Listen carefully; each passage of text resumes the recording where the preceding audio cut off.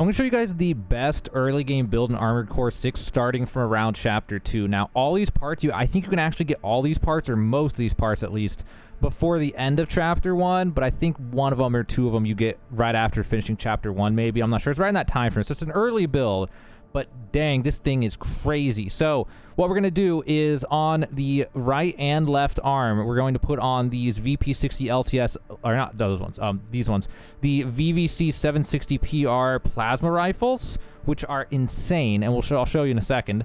Put those on both arms, and then on the back units, we're just going to put VP60 LCS laser cannons.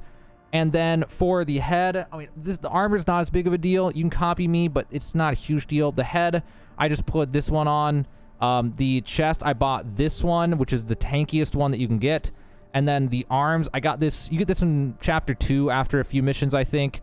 And you don't necessarily need the arms. These ones just are... Well, actually, never mind. I was going to put these ones on. There we go, that one. You get these ones at the beginning of Chapter 2. And they just make you tankier, but it's not a big deal if you don't have them. It's just that they let you have a little bit more HP, basically. As for the legs, I put on these ones. I think you can get these ones in Chapter 1. I'm pretty sure near by the end of Chapter 1 you have these unlocked. You just gotta buy them, obviously.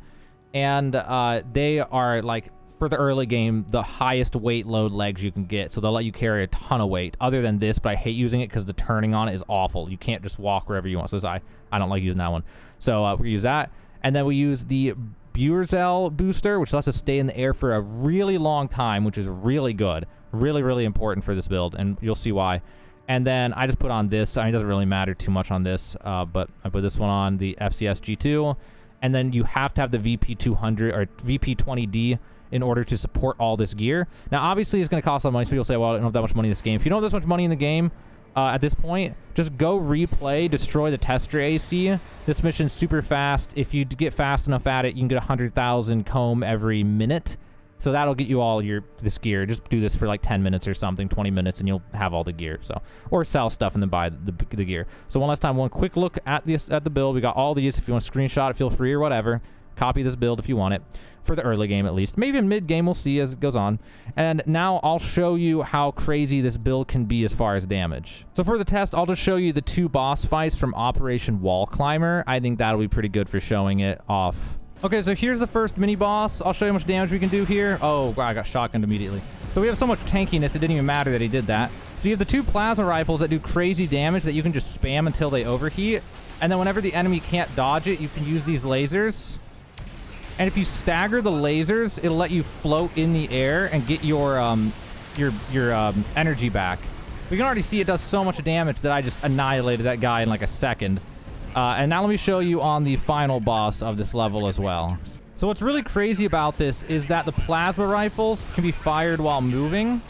And the lasers, they do a lot more damage, a lot more stagger. But you'll need to stand still. They make you stop moving. So if you need to be mobile and dodging, you can still just spam the plasma rifles. Also, you can hang out in the air by staggering this, like I was saying a second ago. So if I float here, I can do one, then the other, then one, then the other, and then one, then the other. And I can literally stay in the air almost forever until they overheat at least. So you see, like look how long I can be in the air. I can literally be in the air for almost ever. Well, I guess if you do it right, you can literally be in the air forever. I'm not even trying to kill this guy right now, by the way. I'm just showing you how I can stay in the air. So as soon as you start losing, getting a lot of downward momentum, that's when you'll, use it. So you can see it's pretty crazy. I can just go right past this guy and then spam plasma rifles at him.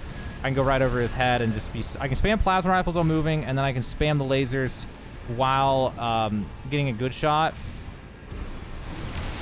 Like that. So, and the damage is just insane. So now that I'm actually going to try to burst him here, I might be able to just burst him right there. Yeah. You can see the damage is insane. The usability is insane. The accuracy is insane. The mobility is really good when you're not using the lasers, at least. It's a crazy build. So for the end of Chapter 1 and most of Chapter 2, maybe Chapter 3 and on, at least for a while, this build, it's pretty affordable-ish. I mean, you just got to get like 1 million comb or something probably to buy all the pieces. It's really strong. I think this is the best build early game for Chapter 2 at least, which is when you for sure have access to all this. Totally insane build in Armored Core 6.